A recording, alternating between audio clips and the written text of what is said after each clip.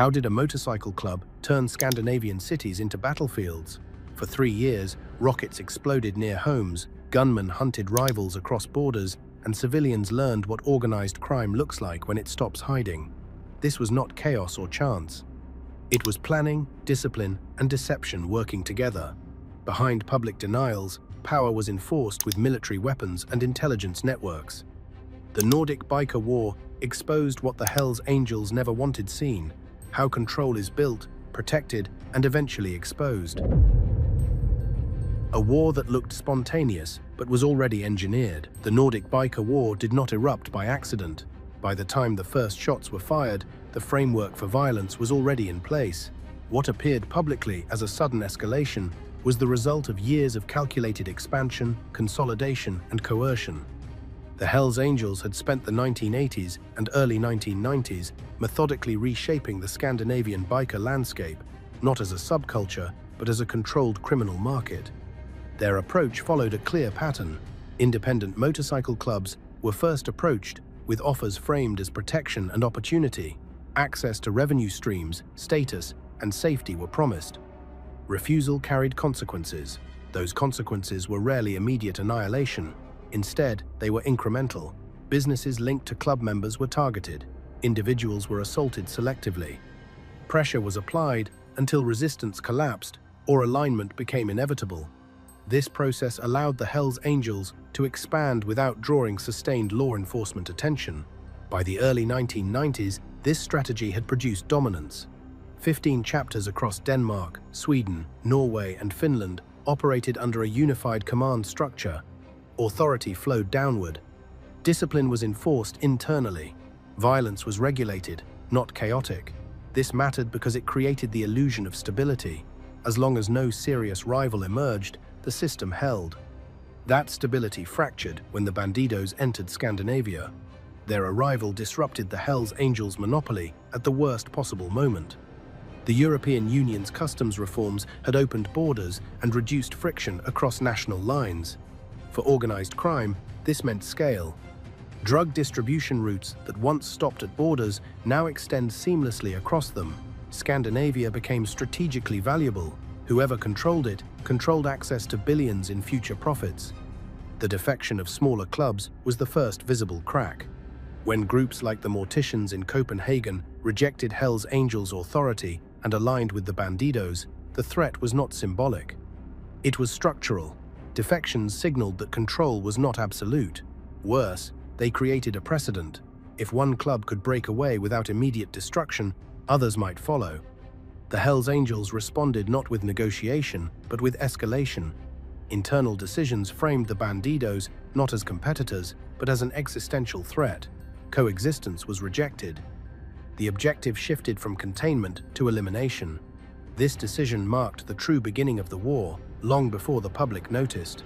What followed was deliberate militarization. Weapons were acquired not opportunistically, but systematically. Army depots were targeted. Military-grade hardware entered criminal circulation. This was not preparation for defense. It was preparation for dominance through fear. The choice of weapons mattered. Anti-tank rockets and explosives sent a message that traditional gang retaliation was no longer the ceiling. Publicly, the Hells Angels denied responsibility for the escalation. They portrayed themselves as reacting to aggression rather than initiating it. Privately, intelligence gathering intensified. Surveillance networks tracked rivals. Movement patterns were logged. Targets were identified. Violence was applied selectively to maximize impact and destabilize opposition leadership.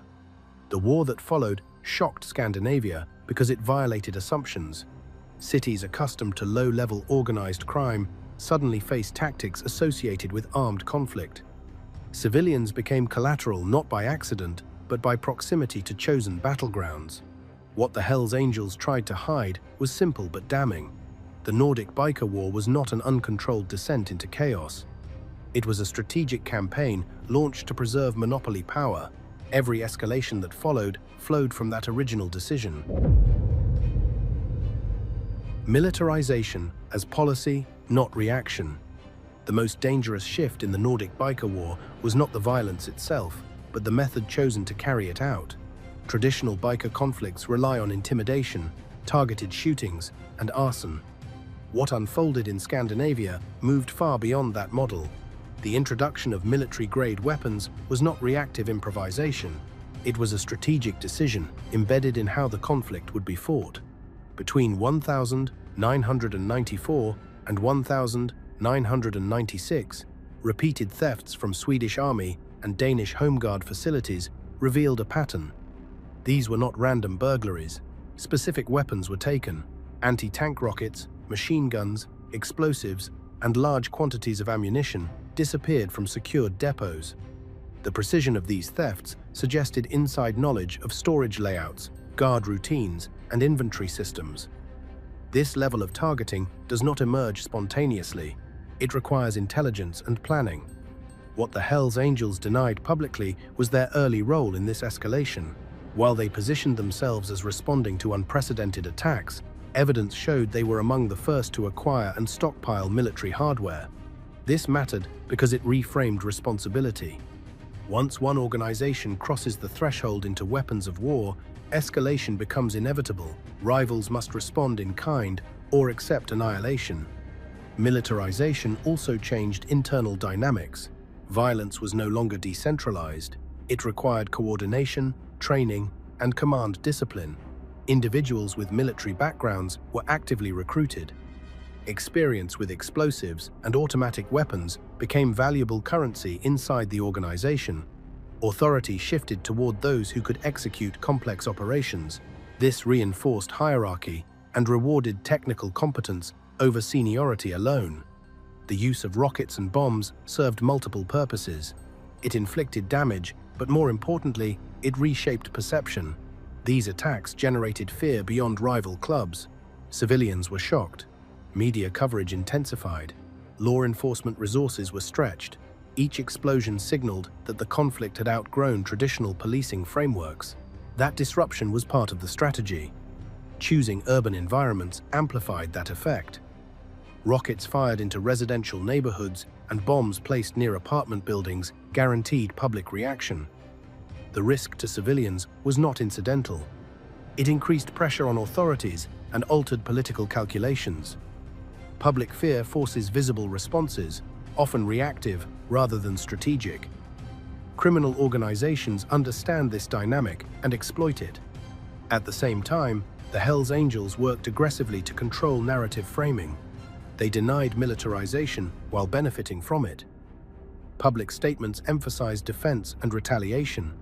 Internal actions demonstrated preparation and anticipation. This dual posture allowed them to escalate while maintaining plausible deniability. Militarization also narrowed options for de-escalation. Once weapons of war are introduced, withdrawal signals weakness. Stockpiles cannot be quietly returned. Participants become bound to outcomes. The conflict acquires momentum independent of individual intent. At that point, survival depends on dominance rather than resolution. Law enforcement faced unprecedented challenges. Traditional surveillance and infiltration methods were less effective against paramilitary tactics. Explosive use limited forensic recovery. Rapid cross-border movement complicates jurisdiction. Each military-style operation exposed gaps in preparedness that criminal groups exploited repeatedly. What made this phase especially dangerous was normalization. After the first rocket attacks, subsequent uses shocked them less. The threshold had shifted. Violence that would once have been unthinkable became expected. That normalization is how wars sustain themselves. The Hells Angels attempted to obscure this transformation by framing the conflict as mutual escalation. In reality, militarization was adopted deliberately as policy. It was not a response to chaos. It was the mechanism chosen to impose order through fear, intelligence networks, and the myth of chaos. One of the most carefully maintained illusions during the Nordic Biker War was the idea that violence erupted unpredictably. Publicly, attacks were framed as spontaneous retaliation driven by emotion. In reality, the conflict was sustained by intelligence networks that allowed precision, timing, and coordination far beyond what street-level criminal groups normally possess. The Hells Angels did not rely on chance encounters. They tracked people, movements, and patterns. Rivals were followed across borders. Travel routes were monitored. Events were logged. This intelligence gathering was not centralized in one location. It was distributed across chapters, with information flowing upward and outward through trusted intermediaries. That structure made it resilient. If one node failed, others remained active. Evidence of this capability appeared repeatedly. Attacks occurred at moments of maximum vulnerability. Targets were intercepted when unarmed, in transit, or separated from support. This was not a coincidence. It reflected situational awareness built over time. Surveillance did not require advanced technology alone. It relied on human assets. Informants, sympathizers, and coerced associates provided real-time information. Fear ensured compliance. The airport ambushes in 1996 exposed this system clearly. The convergence of rival members at specific airports on the same day was presented as opportunistic. Investigations later showed that movements had been tracked well in advance. Phone records, travel schedules, and observed coordination pointed to foreknowledge. Backup teams were mobilized before targets even landed. Escape routes were prepared, lookouts were positioned. This level of coordination contradicts the narrative of impulsive violence. It reflects command-level planning. Someone decided when and where violence would occur. Others executed those decisions without deviation. That discipline is incompatible with chaos. It is the hallmark of an organized force. Intelligence also extended to law enforcement awareness. The Hells Angels monitored police activity closely. They tracked patrol patterns and response times. After major attacks, movement slowed deliberately. Communications were minimized or shifted to disposable devices. This adaptability reduced exposure and prolonged operational freedom. Narrative control was another intelligence function. The organization actively shaped how events were interpreted. Media channels, sympathetic to biker culture, were fed alternative explanations. Rumors were seeded, suggesting internal rival disputes or unrelated criminal motives. Witnesses were pressured into silence. Disinformation was not accidental. It was part of the operational plan. Internal reward systems reinforced this structure. Participants in sanctioned violence were recognized and elevated. This created an incentive to follow orders precisely. Recognition signaled approval from leadership and confirmed that actions aligned with organizational goals. Discipline was not enforced solely through fear. It was reinforced through status. What authorities faced was not a loose confederation of clubs acting independently. It was a coordinated network capable of intelligence, collection, analysis, and execution. This capability allowed the conflict to persist despite heavy policing and public outrage. The myth of chaos benefited the Hells Angels. It minimized perceptions of responsibility. It suggested inevitability rather than intent. But patterns do not lie. Repeated precision reveals planning. Repeated timing reveals surveillance. Repeated denials reveal fear of exposure. The truth was unsettling. The Nordic biker war was not a series of uncontrolled outbursts. It was managed violence supported by intelligence systems that rivaled those of professional organizations, and as long as that intelligence advantage remained intact, escalation was not only possible, it was inevitable. The Morbids' defiance and the cost of refusal. The Morbids motorcycle club in Helsingborg represented a problem the Hells Angels could not tolerate. They were small, independent, and unwilling to submit. In a system built on absorption and compliance, refusal was dangerous. The Morbids were not powerful, but they were symbolic. They demonstrated that authority could be challenged without immediate collapse. That alone made them a target. The initial approach followed a familiar pattern. Alignment was offered under conditions designed to ensure subordination. Integration would require merging with a rival local club and the exclusion of specific Morbids members viewed as potential internal challengers. This demand revealed intent. The goal was not unity. It was the neutralization of leadership potential before it could grow. Accepting the offer would have dissolved the Morbids' identity entirely. The Morbids rejected it. Their decision to align with the Bandidos instead escalated their risk instantly. This was not a lateral move. It was a declaration. By choosing a rival organization, they signaled resistance to the regional monopoly enforced by the Hells Angels. In the internal calculus of control, this could not stand. Retaliation followed quickly. The first attack on the Morbids clubhouse in January 1994 established a template. Gunfire was used not to kill immediately, but to intimidate and destabilize. This restraint was strategic. It allowed escalation to remain controlled while sending a clear message. Compliance was still an option. Continued resistance would remove it. That restraint did not last. As confrontations multiplied, the threshold for violence dropped.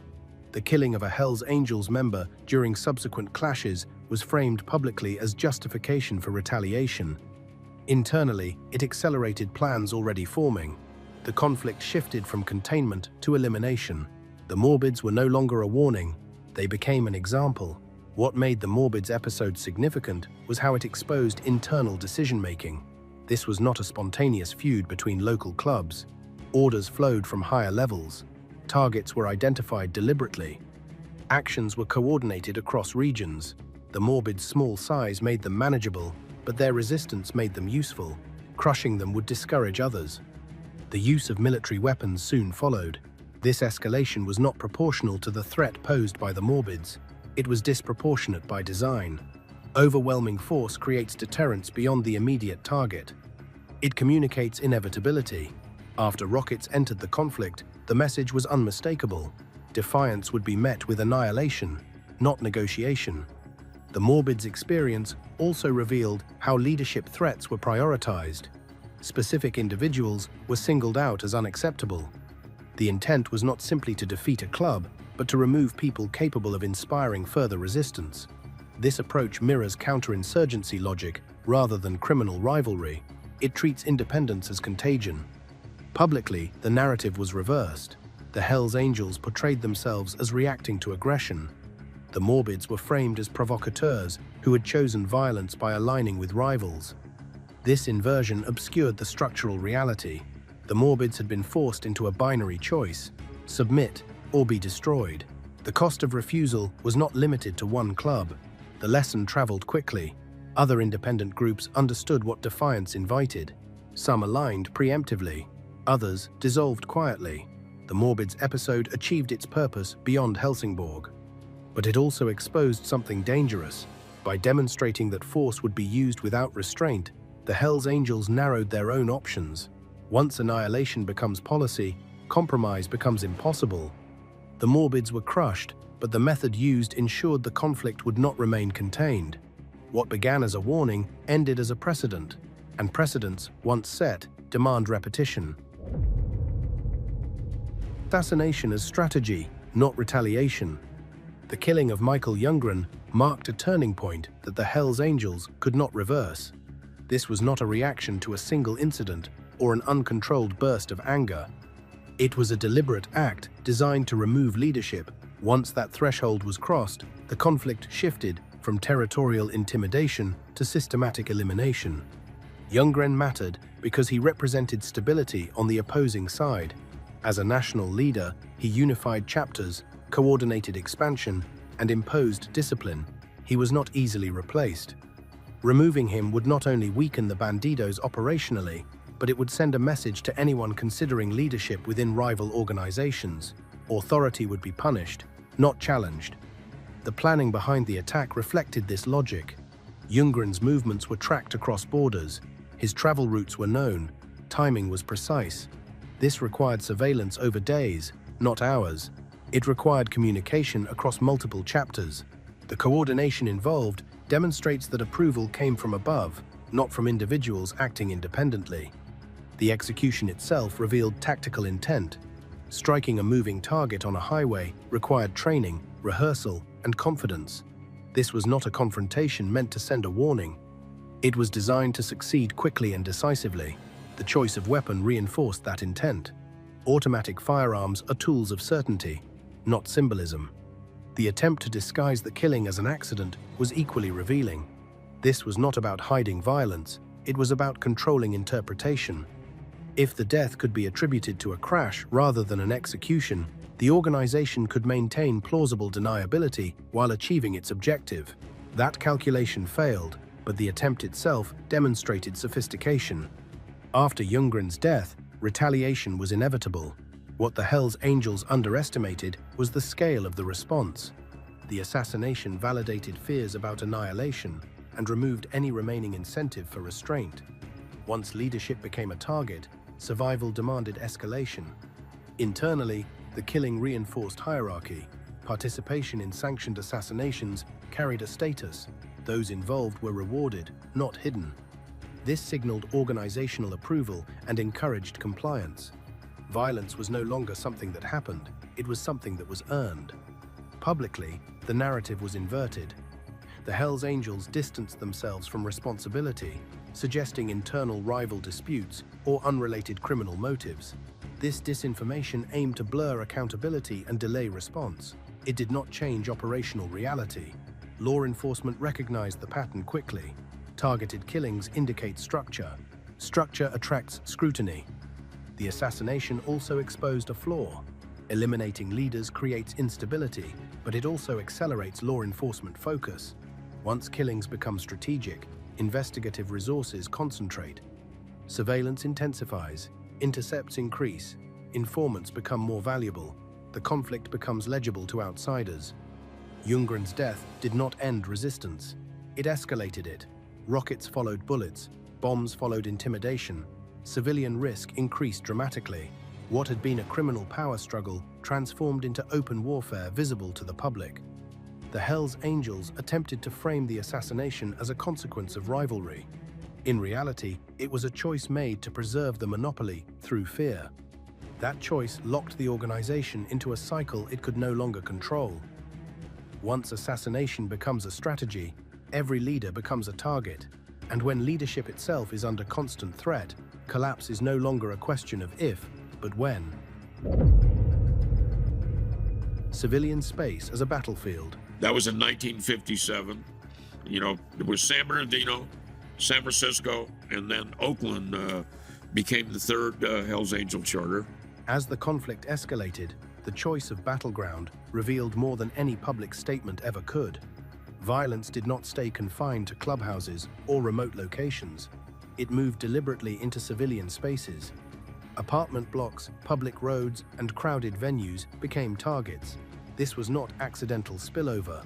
It was a calculated tactic that exploited proximity to innocent people. The logic was simple. Attacks in civilian areas amplify fear beyond rival groups. They generate headlines. They force political reaction.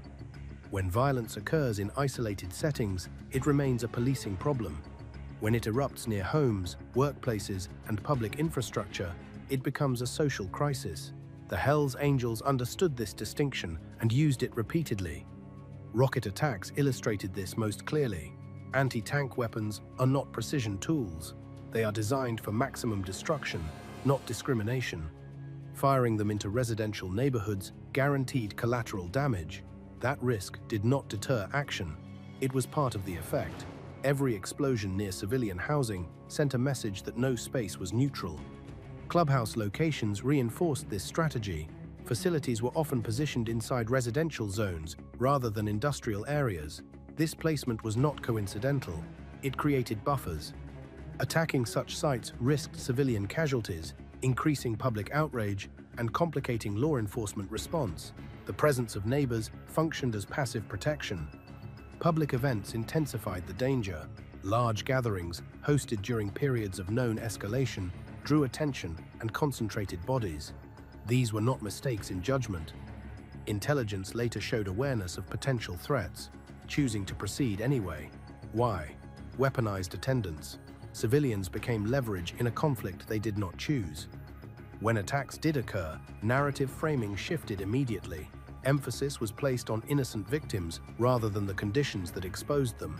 This framing obscured prior decisions. It redirected blame outward. The organization presented itself as a victim of indiscriminate violence, while suppressing evidence of foreknowledge and provocation. This tactic had consequences. Civilian casualties hardened public opinion. Political pressure increased. New legislation targeting organized crime accelerated. Police powers expanded. Surveillance intensified.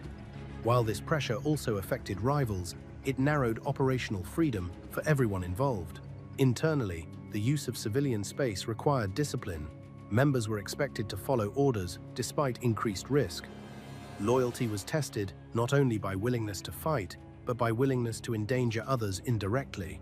This further eroded moral boundaries and normalized extreme behavior. Law enforcement response evolved in parallel. Standard gang unit approaches proved insufficient. Counter-terrorism frameworks became relevant. Explosives units, military advisors, and cross-border task forces were deployed. The conflict forced institutional adaptation. Yet, even as scrutiny increased, attacks continued. This persistence indicates that leadership prioritized dominance over sustainability. Civilian harm was an acceptable cost. The immediate objective was not long-term stability, it was short-term control through fear. The irony is that this strategy undermined the secrecy the Hell's Angels relied on. Every civilian incident generated witnesses, cameras, and forensic trails. The more public the violence became, the harder it was to contain the narrative and evidence. By turning civilian space into a battlefield, the conflict crossed a psychological line. It alienated potential sympathizers and accelerated state response. The war could no longer be dismissed as criminal infighting. It became a public security threat. That shift would prove irreversible. Once civilians are drawn into the blast radius, neutrality disappears. The conflict expands beyond the clubs themselves, and when that happens, the end is no longer controlled by those who started it. Law enforcement under pressure and the limits of control. There with the Bandidos and the Hells Angels in the Scandinavian countries. Anybody, you can look up the Scandinavian bike wars, the Scandinavian government petition. As violence intensified, the response from authorities shifted from routine policing to crisis management. The scale and methods used during the Nordic Biker War forced law enforcement to confront a problem it was not structured to handle. Explosives, automatic weapons, and cross-border coordination pushed investigations beyond national frameworks.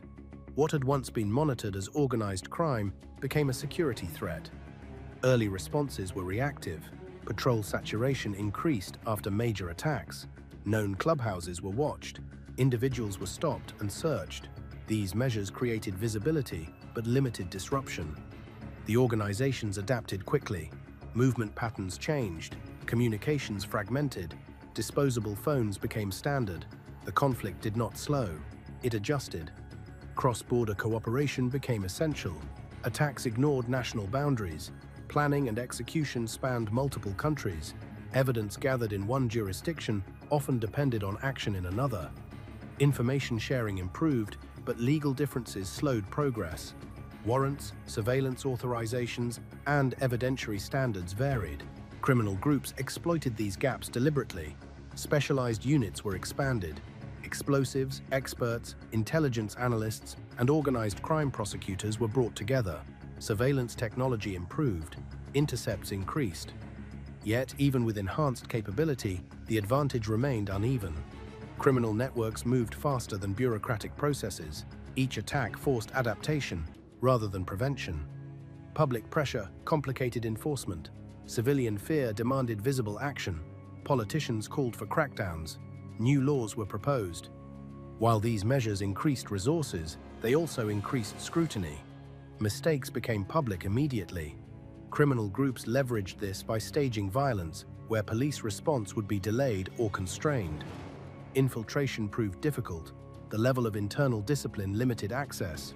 Loyalty was enforced through shared exposure. Informants faced extreme risk. Cooperation was rare and costly. When it occurred, it required extensive protection and relocation. This limited the volume of actionable intelligence available. Asset seizures emerged as an alternative strategy.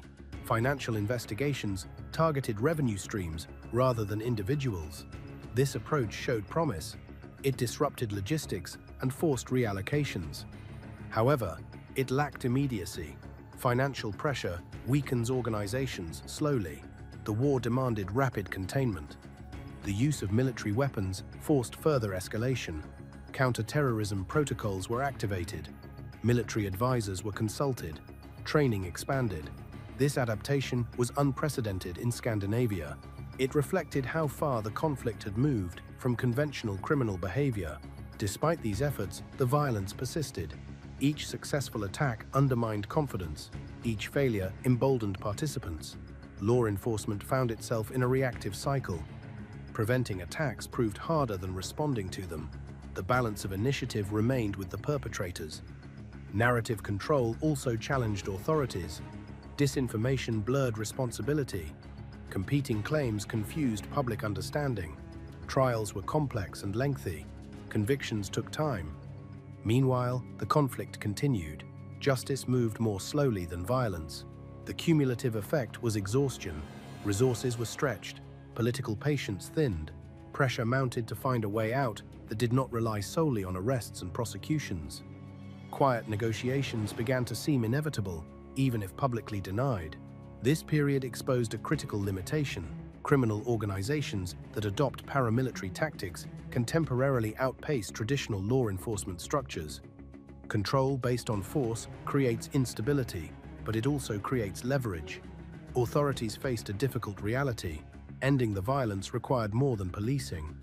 It required dismantling the conditions that sustained it. That realization set the stage for a shift away from confrontation toward containment. The war was not yet over, but its trajectory was changing. Internal fractures and the cost of sustained violence. As the war dragged on, the image of unity projected by the Hell's Angels began to fracture internally. Sustained conflict imposes costs that even disciplined organizations struggle to absorb.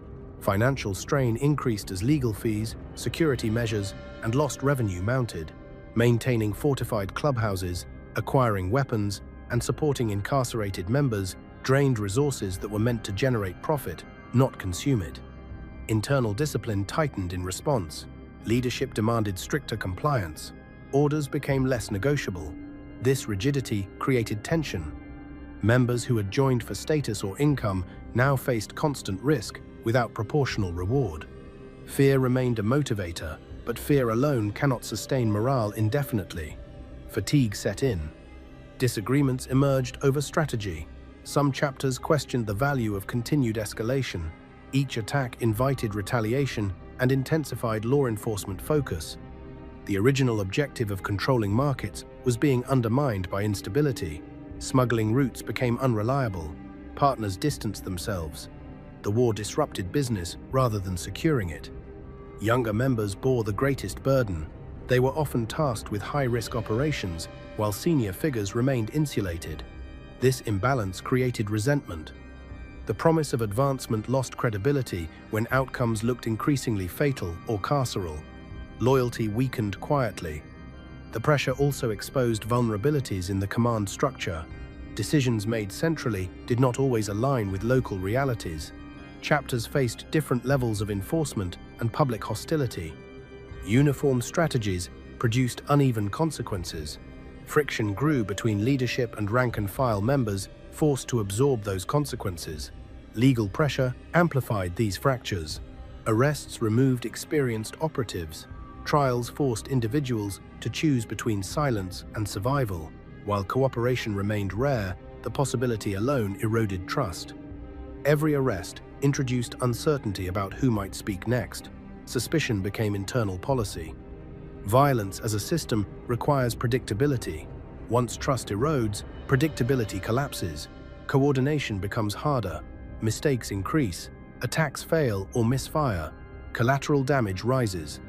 These failures feed further scrutiny and accelerate decline.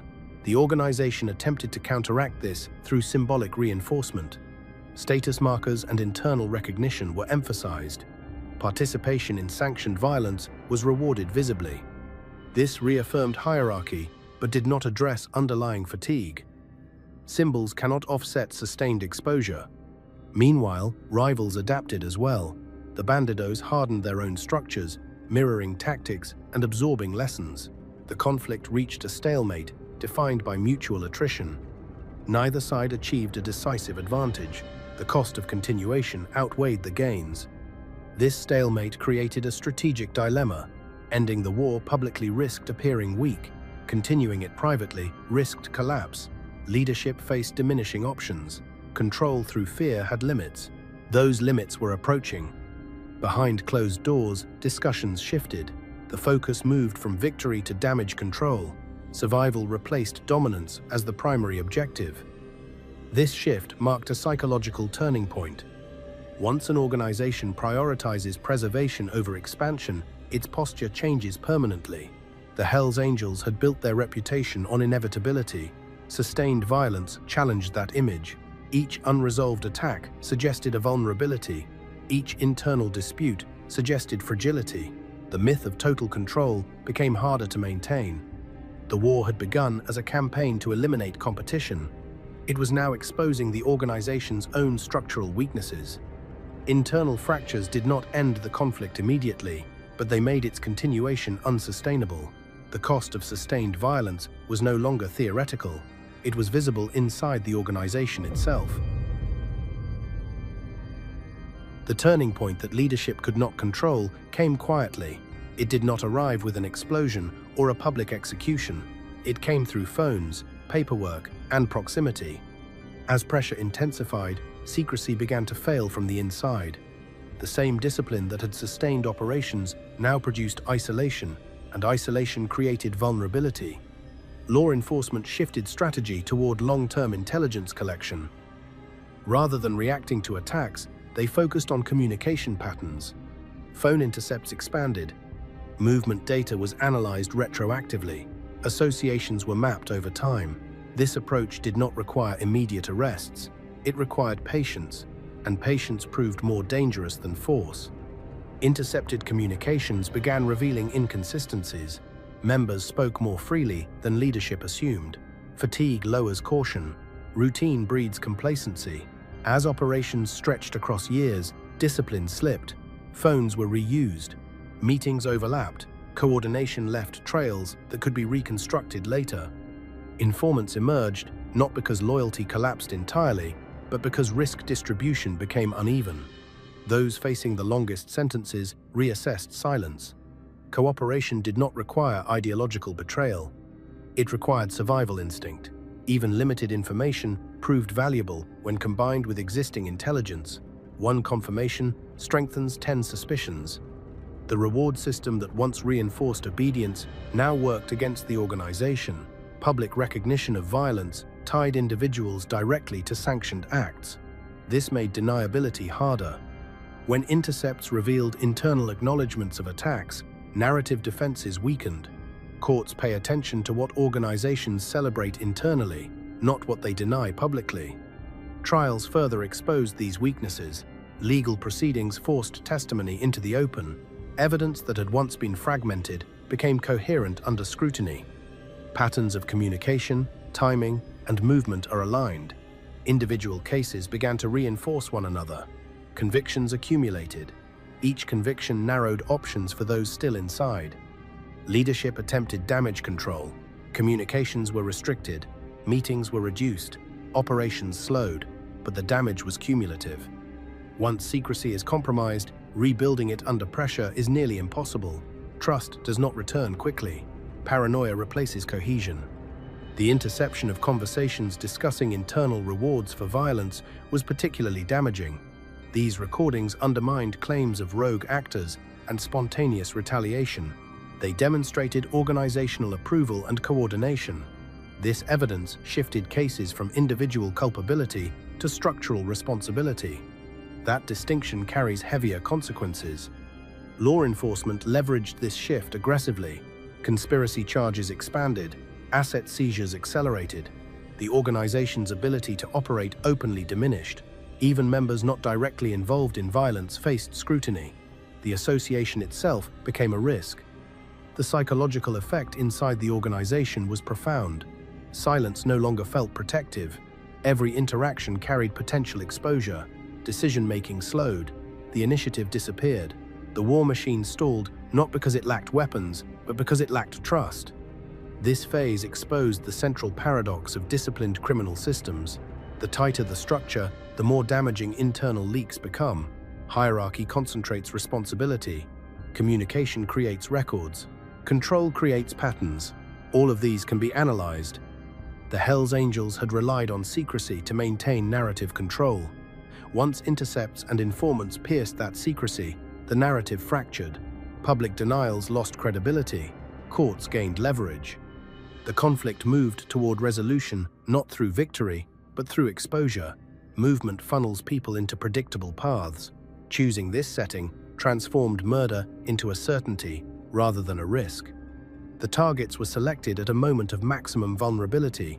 Travel schedules were known in advance. Return routes were anticipated. Teams were positioned before landings occurred. Vehicles were staged. Escape paths were planned. This level of preparation exposed a command structure capable of synchronizing action across cities. It also demonstrated confidence that the operation would succeed without immediate interception. The execution was rapid and overwhelming. Multiple shooters, concentrated fire, and short engagement windows reduced the possibility of resistance. The objective was not confrontation, it was elimination. This distinction matters. Confrontations allow uncertainty. Eliminations aim to remove it. The method chosen ensured the latter. Civilian exposure was not incidental. Airports are crowded by definition. The risk to bystanders was obvious and accepted. This acceptance marked a shift from intimidation to indifference. The organization was willing to endanger anyone to achieve its objective. That willingness undermined any remaining narrative of internal codes or restraint. After the attacks, the response was not remorse or retreat. It was denial paired with internal validation. Participants were rewarded. Recognition reinforced that these acts aligned with organizational goals. This internal acknowledgement contradicted public statements portraying the violence as spontaneous or unauthorized. Law enforcement response intensified immediately.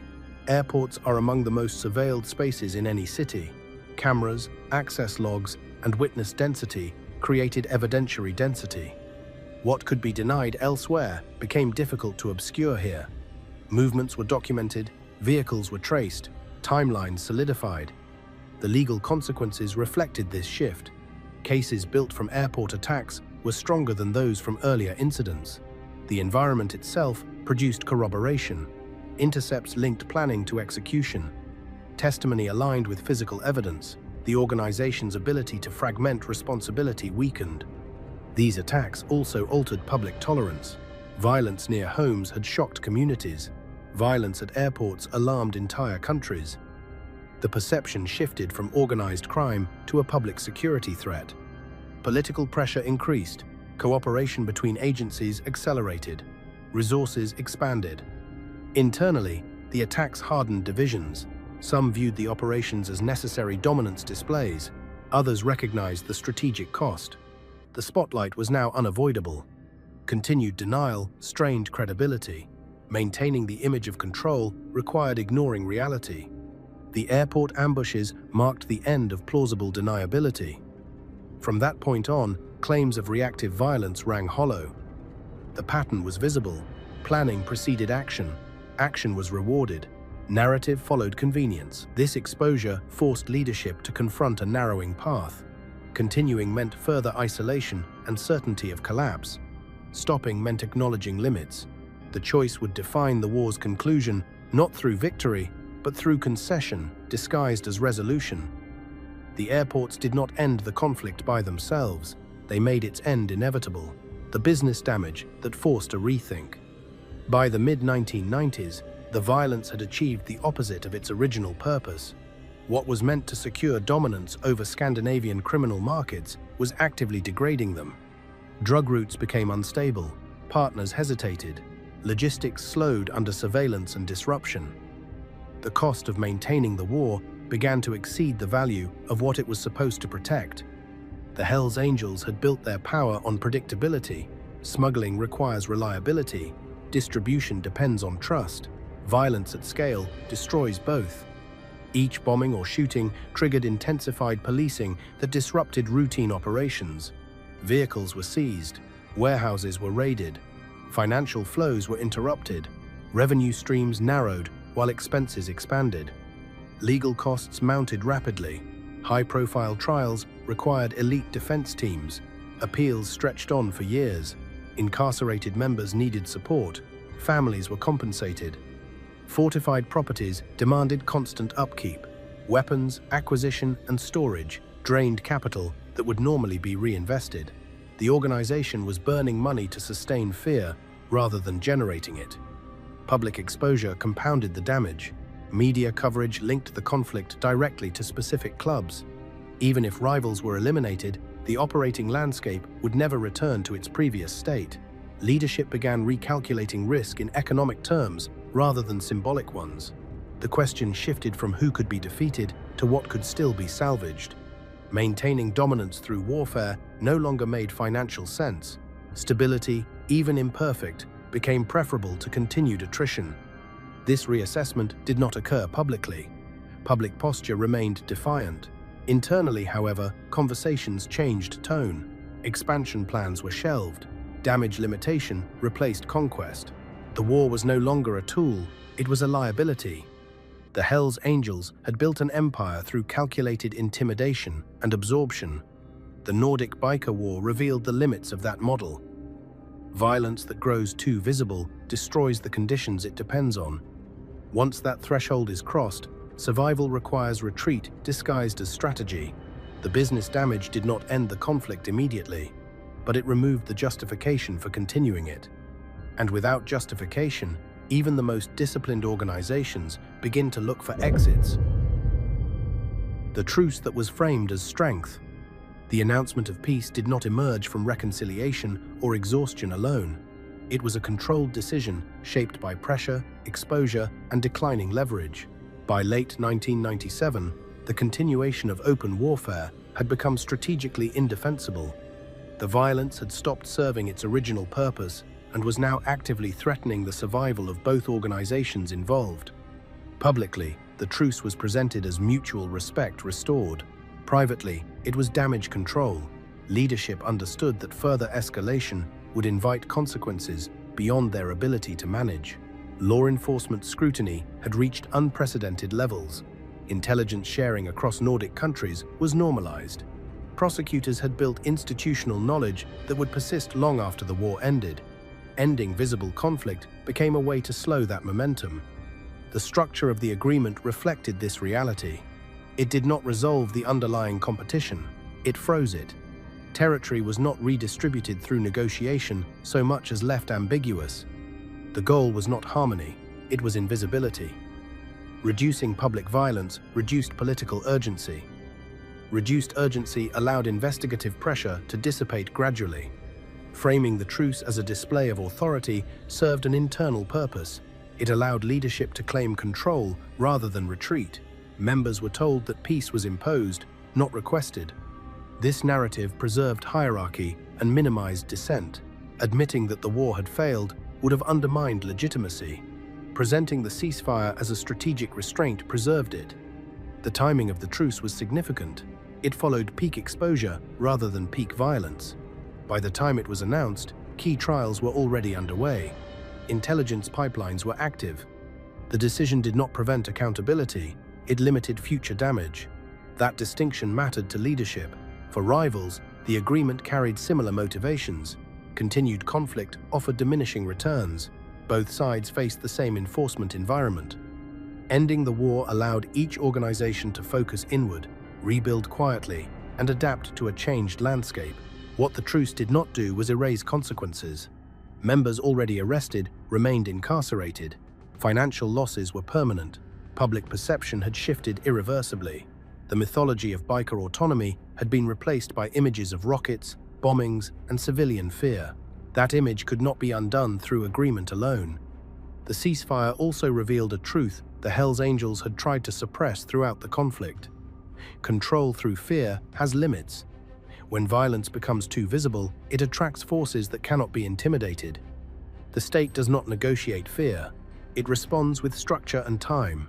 By ending the war, leadership acknowledged those limits without stating them openly. The agreement was less about peace than about recalibration. It marked the end of expansion through warfare and the beginning of adaptation under constraint. The Nordic Biker War did not conclude with victory. It concluded with recognition of risk. That recognition shaped everything that followed. The violence stopped, but the environment it created remained. And the organizations that survived did so not because they won, but because they learned when to stop. The aftermath authorities quietly prepared for. The end of open violence did not signal resolution for authorities, it signaled a transition. Law enforcement understood that the truce reduced visibility, not threat. Organizations that survive war do not abandon structure, they adapt it. The aftermath of the Nordic Biker War became a period of quiet consolidation, both for criminal groups and for the state. Investigative focus shifted from reactive response to long-term dismantling. With explosions and shootings no longer dominating headlines, resources could be applied methodically. Files built during the war were revisited. Intelligence gathered under emergency conditions was reorganized into sustainable cases. Patterns that had been obscured by chaos became clear under stability. Authorities also recognized that peace created opportunity, reduced internal tension, lowered discipline temporarily. Members reconnected, communications normalized, financial operations restarted. This normalization produced data, transactions resumed, meetings occurred, surveillance regained relevance. What violence had protected through fear, peace exposed through routine. Legal frameworks evolved as well. The war justified legislative changes that persisted beyond it. Expanded surveillance authority, enhanced penalties for organized crime participation, and streamlined cross-border cooperation became permanent tools. These changes did not disappear with the ceasefire. They became part of the enforcement environment that criminal organizations now had to operate within. Asset-focused strategies gained prominence. Rather than waiting for violent acts, authorities targeted infrastructure, properties were seized, businesses were audited, financial networks were disrupted. This approach avoided public confrontation while steadily degrading capacity. It also limited the ability of organizations to rearm or mobilize quickly. The war had also produced institutional memory. Prosecutors, investigators, and analysts who had worked the conflict carried lessons forward. Tactics used during the war informed responses to later organized crime activity. Criminal groups lost the advantage of novelty. Their methods were now documented and anticipated. Public tolerance had shifted as well. The myth of harmless biker culture no longer holds credibility in Scandinavia. Communities supported proactive enforcement. Political resistance to aggressive policing weakened. This environment favored sustained pressure rather than cyclical crackdowns. Internally, criminal organizations faced adaptation challenges. Operating under heightened scrutiny required restraint and decentralization. Large-scale coordination became riskier. Hierarchical communication created exposure. Smaller cells replaced centralized planning. This reduced efficiency and slowed growth. The aftermath also reshaped recruitment. The romantic image of outlaw life had been replaced by years of prison sentences and surveillance. New members faced a different reality. Entry offered less freedom and more risk. This altered the composition of organizations over time. What authorities prepared for was not a return to war, but a quieter struggle. The battlefield moved from streets to balance sheets, courtrooms, and intelligence files. Violence became counterproductive. Visibility became a liability. The Nordic Biker War ended loudly, but its consequences unfolded silently. The conflict rewired how organized crime and law enforcement interacted in the region. Peace did not restore the old order. It created a new one, defined by constraint rather than dominance. That transformation was the true outcome of the war, even if it was never announced. The myth, the Hells Angels never reclaimed. Long after the violence stopped, the most damaging loss was not territory, money, or manpower. It was narrative control. For decades, the Hells Angels had relied on a carefully maintained myth. They presented themselves as a disciplined brotherhood, bound by codes, operating outside society, but not against it. The Nordic Biker War shattered that image permanently. The conflict exposed how far the organization was willing to go to protect power. Military weapons in residential areas, assassinations on public highways, ambushes in transportation hubs, and calculated exposure of civilians were not anomalies, they were systems. Once revealed, these systems could not be reframed as isolated excesses or rogue behavior. Attempts to restore the old image followed. Public relations efforts increased. Emphasis shifted back to symbolism, charity appearances, and selective visibility. These efforts worked only partially. The institutional memory created by the war outweighed surface messaging. Law enforcement, media, and the public now associated the organization with paramilitary violence rather than countercultural rebellion. Internally, this loss of myth altered recruitment and cohesion. Identity matters in closed systems. When the story members tell themselves that it no longer matches external reality, tension grows. Recruits entered with fewer illusions. Veterans carried scars that could not be reconciled with romantic narratives. The organization became harder, but smaller in spirit. The war also changed how rivals viewed the Hells Angels. Fear remained, but respect shifted. The willingness to escalate without restraint signaled danger, not inevitability. Other groups adapted by avoiding open confrontation and exploiting legal and financial pressure instead. The battlefield evolved, but the Angels no longer dictated its term. Authorities benefited most from this narrative collapse. Once the myth dissolved, political hesitation evaporated. Enforcement strategies no longer faced cultural resistance. Criminal prosecution was no longer framed as persecution of a subculture, but as containment of a demonstrated threat. This reframing legitimized long-term pressure. What the Hells Angels could not reclaim was ambiguity. Before the war, deniability had protected them. After it, every action was interpreted through the lens of what had already been revealed. Innocuous behavior attracted suspicion. Silence invited scrutiny. The past followed the organization continuously. The Nordic Biker War taught a lesson that extended beyond Scandinavia. When criminal organizations expose their true operating logic, they lose the ability to retreat into mythology. Power built on fear can expand quickly, but it cannot hide indefinitely. Once revealed, it becomes predictable. This loss of myth was irreversible. Even peace could not restore it. Even time could not erase it. The organization survived, but it did so stripped of the narrative shield that had once insulated it from sustained challenge. What remained was structure without illusion, and without illusion, control is harder to maintain. What the Nordic Biker War ultimately exposed, the final truth the Hells Angels tried hardest to conceal, was not about a single attack, a single assassination, or even a single decision. It was about how their power actually functioned when tested. The Nordic Biker War stripped away symbolism and exposed an organization that operated through calculated violence, information control, and deliberate risk to anyone outside its inner circle. At its core, the conflict revealed that the Hells Angels were never defending culture or territory in the abstract. They were defending infrastructure. Drug routes, revenue pipelines, recruitment channels, and authority hierarchies mattered more than any notion of brotherhood. When those systems were threatened, escalation was automatic. Negotiation was never the preferred option. Elimination was. The war also demonstrated that their control depended on visibility management as much as force. Violence was not only a weapon against rivals. It was a communication tool aimed at governments, civilians, and the media. Each attack was designed to send layered messages: fear locally, pressure politically, confusion publicly. As long as those messages worked, the system held. What ultimately broke that system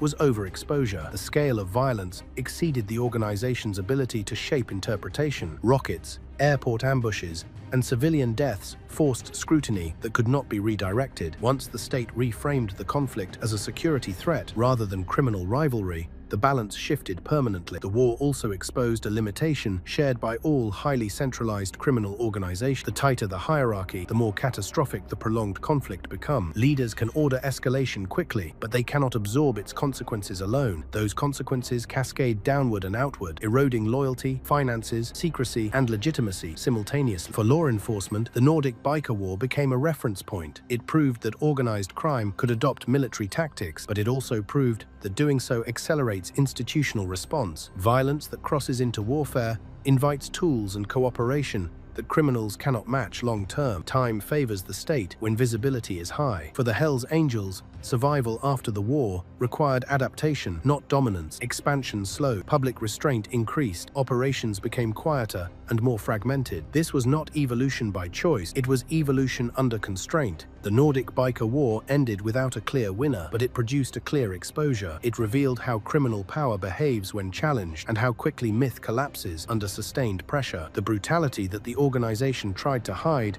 became the very evidence that limited its future. That exposure remains the war's most lasting consequence.